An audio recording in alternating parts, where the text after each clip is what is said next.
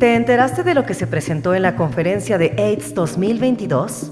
Entonces, acompáñanos a discutir en este episodio los resultados del estudio Tandem con los especialistas de enfermedades infecciosas Álvaro López y Cristian Reinaga. Bienvenidos.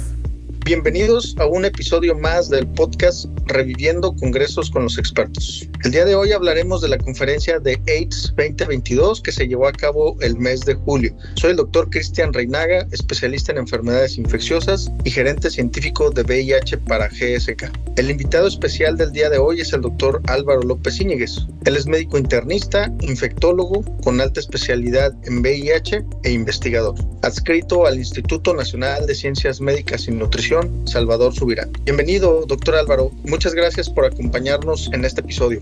Hola, Cristian, ¿qué tal? Al contrario, muchas gracias por la invitación y muy emocionado de estar contigo y con toda la audiencia. En este podcast vamos a discutir sobre la evidencia de vida real, ya que en las conferencias internacionales cada vez se presentan más estudios de este tipo en relación con los regímenes antirretrovirales de dos fármacos. De hecho, alrededor del mundo hay más de 7,000 personas viviendo con VIH que han recibido el régimen de dolutegravir lamivudina en estudios de vida real. Primero que nada, y para entrar un poco en contexto, doctor Álvaro, ¿qué te parece si nos platicas un poco de por qué son importantes los estudios de vida real y de qué manera complementan a los ensayos clínicos? Muy buena pregunta, Cristian. Es una pregunta que involucra información muy interesante porque los estudios de vida real vienen precisamente a complementar la información que se obtiene de los ensayos clínicos. Si bien sabemos que los ensayos clínicos siguen siendo el método de referencia, el estándar de oro para poder evaluar la eficacia, la seguridad de los fármacos, la realidad es de que tienen ciertas limitantes y las limitantes de la generabilidad que tienen estos resultados es que, por ejemplo, no contemplan poblaciones heterogéneas, algo que sí se puede hacer en un estudio de vida real. También en un estudio de vida real es describir cómo es que funciona y el comportamiento de cierta droga o de alguna intervención, como sucede en los escenarios del día a día. Es decir, allí sí podemos evaluar la falta de adherencia con un aspecto de la vida cotidiana, el uso del medicamento en conjunto con otros fármacos, fuera de lo riguroso que son los ensayos clínicos. Entonces, los estudios de vida real permiten que la información que se obtenga sea un poco más traducible a la práctica clínica cotidiana. Entonces, sin duda que son un complemento muy importante de toda la evidencia científica que hay sobre alguna intervención, en este caso sobre los tratamientos de dos drogas. Como mencionábamos, cada vez se publican más estudios de vida real. Siempre en las discusiones con grupos de expertos se dice que sería deseable tener estudios de vida real locales, por ejemplo aquí en México.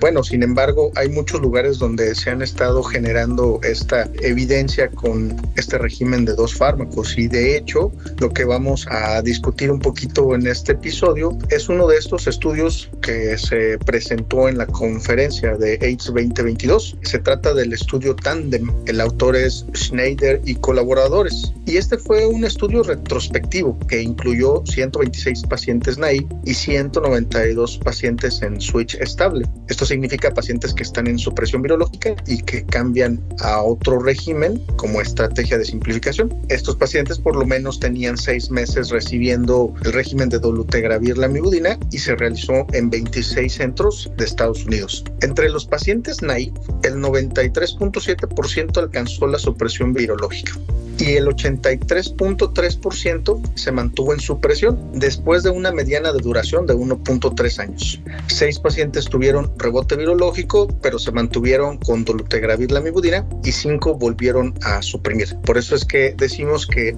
no todos se mantuvieron en supresión, pero hubo estos cambios en cuanto a rebotes y que posteriormente se quedaron con el mismo régimen y volvieron a suprimir, pero precisamente esto es lo que ocurre en un escenario de vida real, en un escenario que no es tan estricto como los ensayos clínicos, ¿no? Y como mencionabas, en estos casos pues son pacientes que pueden suspender el tratamiento eventualmente. En este caso, el resto de los pacientes que no se mantuvieron en supresión virológica fueron pérdidas de seguimiento y por eso es que decimos que el 83.3% quedó en supresión virológica. Ahora, entre los pacientes de switch estable, el 95.8% se mantuvo en supresión con una mediana de duración usando dolutegravir lamivudina de 1.6 años. La pregunta sería, ¿cómo tenemos o cómo deberíamos de interpretar estos resultados tomando en cuenta que es un diseño retrospectivo, que es una población específica de Estados Unidos, entre otros aspectos propios de un estudio de vida real? Muchas gracias, Cristian. Pues bueno, mira, precisamente los estudios de vida real nos proveen estas cualidades que podemos analizar de este estudio como Tandem, en donde precisamente es población que no necesariamente ha sido estrictamente seleccionada, por lo tanto demuestra la heterogeneidad de la población. Creo que vale la pena reconocer que, si bien es cierto que el diseño retrospectivo tiene ciertas limitantes, la realidad es de que es para las cohortes y para el seguimiento de algunas entidades un diseño bastante adecuado, y al menos en este formato de estudio que busca describir cómo se comporta esta combinación de dos drogas, pues es un diseño aceptable. Y respecto a los resultados virológicos, creo que son muy buenos resultados que incrementan la certeza y la confianza que el médico debe de tener ante este esquema, precisamente por las características de la población.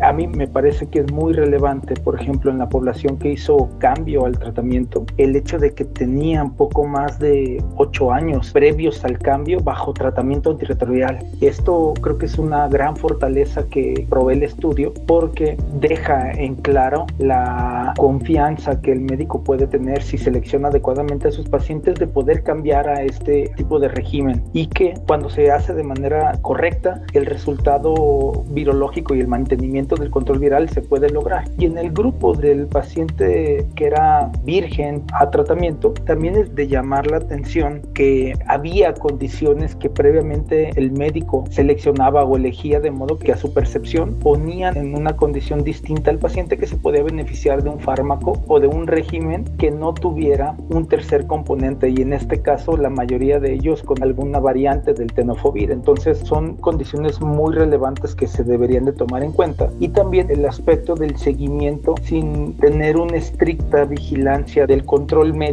como se hace normalmente en los ensayos clínicos, pues se refleja un poquito más a cómo ocurre en la vida diaria. Entonces me parece que, reconociendo las limitantes, los resultados son bastante positivos y bastante claros. Fíjate que hay un punto que me pareció bastante relevante y precisamente está alineado con lo que acabas de mencionar de el tiempo que al menos la población que tenía de cambio, la del grupo de switch estable, el tiempo que tenía ya con un tratamiento antirretroviral ya de varios años, es decir, pacientes que ya están acostumbrados a esa terapia antirretroviral y que pues les ha ido bien de cierta manera. Pero aquí hay un punto interesante que quizá vale la pena resaltar en el estudio y que precisamente me gustaría también saber si opinas que debemos de reflexionar eso y a lo mejor hacer un cambio en nuestro pensamiento, porque desde la perspectiva de los médicos, la causa más común para iniciar o simplificar a un régimen de dos fármacos como dolutegravir lamivudina fue para evitar toxicidad a largo plazo. Menciono esto porque habitualmente buscamos una razón que quizás sea más tangible para realizar un cambio de tratamiento antirretroviral, es decir, de cierta manera reactiva, ¿no? Encontrar una justificación médica para hacer un cambio en el tratamiento antirretroviral. Sin embargo, en este estudio se menciona mucho esta percepción de reducir la toxicidad a largo plazo. En este sentido, ¿qué opinas de este cambio de pensamiento hacia una conducta más preventiva en el manejo de personas viviendo con VIH? Yo creo fervientemente que esa debería de ser la actitud que predomine en nosotros los tratantes, por distintas razones. Tenemos que tener una actitud preventiva y reactiva, es decir, seguramente tenemos que individualizar cada uno de los casos que vemos, y en función de esta individualización identificar quiénes son la población que tiene mayores factores de riesgo para desenlaces poco benéficos de esquemas de 3 drogas. Es decir, estamos hablando de población que tiene enfermedad metabólica tipo diabetes, que ya ha causado algún grado de daño renal, aquella población que tiene toxicidad metabólica ósea, ya sea con osteopenia o con osteoporosis, o que tiene una mayor predisposición a desarrollarla, es decir, personas que por ejemplo recibieron por mucho tiempo esteroides o que recibieron quimioterapia en edades más tempranas de la vida y que sabemos que son factores de riesgo para que eventualmente desarrollen estos desenlaces. Creo que sin duda deberíamos de tomar una actitud mucho más proactiva en ese escenario, de modo modo que rápidamente identifiquemos quiénes son los que más riesgo tienen y hagamos un cambio. Sin duda que esto no aplica para toda la población, pero sí para un número bastante importante de los individuos que atendemos. Y si tomamos en cuenta que nosotros estamos envejeciendo con nuestros pacientes y los pacientes están envejeciendo de manera más temprana, más acentuada y con mayor número de comorbilidades, pues tenemos que tener esto presente. Y en el formato reactivo debería de ser para aquellos pacientes que en la valoración inicial eran de bajo riesgo, pero que en el transcurso del tiempo van presentando datos de toxicidad en alguno de estos grandes órganos o grandes sistemas como es el sistema renal y el sistema musculoesquelético, y en apenas detectemos alguna afección que ya nos hable de daño, hagamos un cambio sin esperar a que se presenten los desenlaces. Sabemos que el cambio clínico o el impacto que tienen estas modificaciones una vez que ya se llega a enfermedad renal crónica o a osteopenia es más un control de daño que una posible prevención del desarrollo de enfermedad. Entonces, sin duda que estas deberían de ser las actitudes que deberíamos todos de tomar. Y esto es interesante porque si bien ya tiene rato que se han estado publicando estudios del uso de regímenes de 2 fármacos, no solo con inhibidores de integrasa, sino con otras familias, al final de cuentas lo que implica esto es un cambio de paradigma en el tratamiento antirretroviral. Sin embargo, pues pareciera que también debemos de ir cambiando esta perspectiva en cuanto a las indicaciones de cambio, ¿no? Habitualmente lo cambiábamos por la presencia de toxicidad o intolerancia y quizá ahora debamos de cambiar ese tipo de pensamiento y sea otro cambio de paradigma. Y cambiando un poco el sentido hacia el análisis de esta publicación, habíamos tenido la oportunidad ya en un episodio previo de platicar sobre la mutación M184B, que quiero volver a poner aquí sobre la mesa en este podcast por el impacto que puede tener en el uso, al menos en algunos médicos tratantes de personas viviendo con VIH, el temor de esta mutación. Entonces, en los pacientes naive no debería de ser una preocupación porque la mutación M184B tiene una prevalencia bastante baja, al menos pretratamiento, y en el escenario de switch estable tampoco debería de ser una preocupación si estos pacientes no han tenido historial de falla. Sin embargo, en México tenemos un sistema de salud fragmentado y algunos pacientes tienen que migrar de un sistema a otro, por ejemplo de IMSS a Capacits o viceversa. Esto se vuelve un reto para conocer el historial y algunos médicos colegas han manifestado cierta preocupación para hacer un cambio a un régimen de 2 fármacos si se desconocen el historial en pacientes en supresión virológica. Entonces, siguiendo la línea de lo que hemos platicado sobre estudios de vida real, precisamente porque también se han publicado de este tipo, ¿cuál es tu opinión sobre estos estudios que han incluido pacientes que tienen historial de la mutación M184B y que reciben dolutegravir lamivudina? Esa es una pregunta súper interesante y la realidad es de que ya hay bastante información al respecto, donde cada vez pierde más peso esta preocupación que inicialmente teníamos sobre la presencia de M184. La presencia de M184 hace años era una preocupación, dado que pensábamos que tendría una implicación muy relevante para la actividad in vivo de la lamivudina. Sin embargo, por lo menos me vienen a la mente 4 o 5 estudios, entre ellos el estudio SOLAR, la información precisamente de vida real que se ha presentado con Tandem, con otras cortes de vida real en la que la presencia de esta mutación almacenada o el historial de esta mutación no ha tenido un impacto en términos de la eficacia de un esquema con 2 drogas, específicamente con dolutegravir y lamivudina. Por lo tanto, lo que deberíamos de traducir de esta información es de que la presencia de esta mutación parece no tener una implicación para vida real. Es cierto que en lo ideal de tener la información genotípica, donde sería lo ideal, sin embargo, esto no es algo que sea aplicable en la práctica cotidiana. Por lo tanto, pues en ese escenario no necesitaríamos nosotros estar teniendo la información de un genotipo forzosamente para realizar un cambio con la certeza de que se mantenga el control virológico. Cada vez más nos damos cuenta que la presencia de esta mutación parece ser que incluso tiene ciertas actividades favorecedoras para los esquemas, ya que impacta el fitness viral y en consecuencia vuelve al virus menos hábil y menos apto para su duplicación y para seguir llevando a cabo sus mecanismos biológicos. Entonces, si bien es cierto que la indicación de prescripción del fármaco se recomienda para que no se tenga esta mutación. Ahora con esta información que tenemos de vida real, pues nos podemos quedar tranquilos que en un escenario de ausencia de esta información, si el paciente no ha tenido previamente falla a inhibidores de integrasa, sin duda que es seguro poder realizar esta optimización, y más en el escenario de la presencia de toxicidades. Me parece sumamente interesante esto que comentas de la M184B y también tu análisis sobre el estudio Tandem. Si bien es un estudio pequeño, creo que son estudios que van sumando evidencia hacia que favorece o que da tranquilidad para el uso de este tipo de regímenes de 2 fármacos. Finalmente, y para cerrar este podcast sobre AIDS 2022, quisiera preguntarte cuáles otros fueron estudios que te dejaron impactado en esta conferencia, otros 2, 3 estudios que tú consideres que hayan sido de gran impacto para ti. Podría mencionar varios, pero los que creo que tuvieron mayor relevancia, no solo para mí, sino que creo que son de los que más impacto van a tener en la práctica, fueron los resultados de los estudios de cabotegravir para la prevención, es decir, cabotegravir para PrEP, y los resultados que se presentaron del estudio 084, en el que se sigue corroborando esta superioridad que tiene cabotegravir versus tenofovir emtricitabina como tratamiento preventivo. Creo que fueron resultados súper interesantes y más fortalecedores para las terapias inyectables.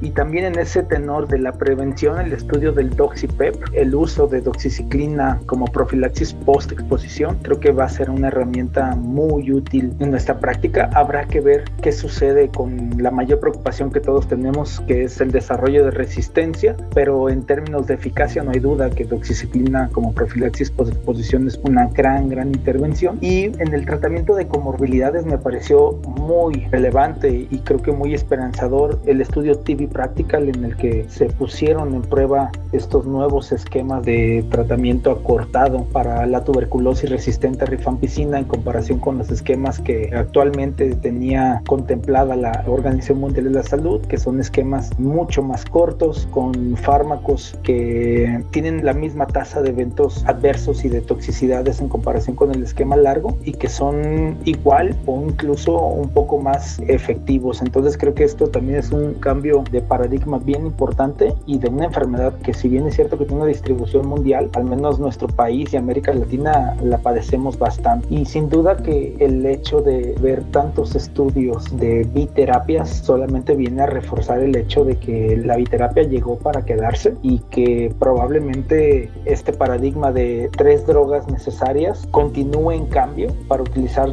probablemente regímenes con menos drogas, al demostrar la eficacia de estos esquemas de biterapia tan útiles. Pues definitivamente fue una conferencia bastante interesante. Creo que en las últimas conferencias cada vez se presentan más estudios de PrEP, como tú mencionas, y bueno, definitivamente ya son muchos los regímenes que se están estudiando en el contexto de 2 fármacos también. Entonces creo que vamos hacia nuevas eras en el tratamiento antirretroviral que buscan este ahorro en medicamentos, ¿no? Como habitualmente los especialistas en enfermedades infecciosas casi siempre tenemos esta idea, ¿no? Ahorrar antibióticos, ahorrar antirretrovirales. Entonces estuvo bastante interesante en ese sentido. Muchas gracias, doctor Álvaro, por acompañarnos a revivir AIDS 2022 en este capítulo, por compartir tu análisis sobre este estudio Tandem de vida real, y también por compartirnos tus experiencias. Muchas gracias, doctor.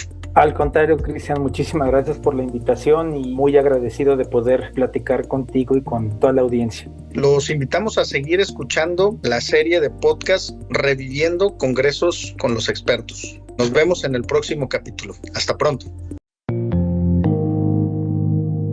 Lasalud.mx